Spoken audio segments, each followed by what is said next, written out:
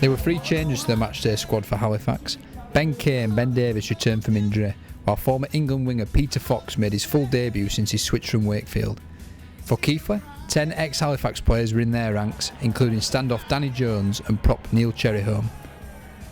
Fax started well and went over early on. Luke Campbell and Scott Morrell combining to send Ross Devorte crashing over only 4 minutes in. Another try soon followed. Morrell was again involved, this time combining with halfback partner Ben Johnston and Devorte, who offloaded superbly to Ryan Fieldhouse, who saw off the home defence for his 9th score of the season.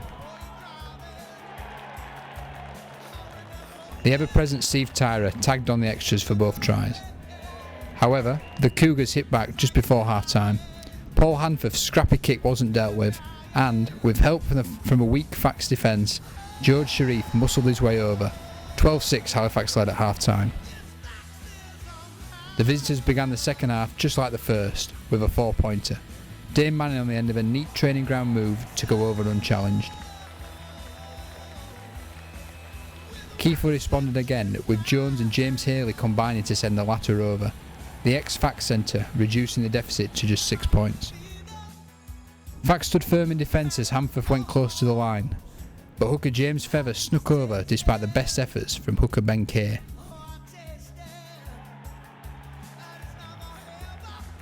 Jones then missed a simple conversion to level the scores.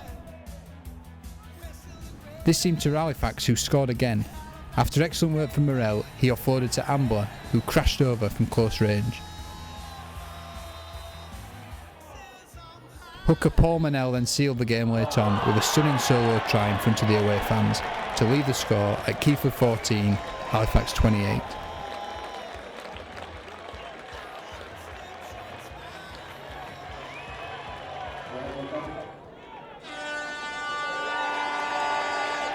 After the match, I caught up with Fax coach Carl Harrison, who had this to say.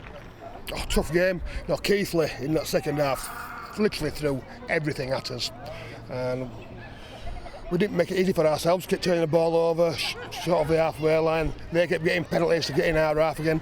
We showed some great resilience, to defend our line for long periods, because if we hadn't been so well organised, that result could have been reversed quite easily. I thought it was a good game overall, in a nice day, good conditions, and I thought both teams played the game as well as they were allowed to play.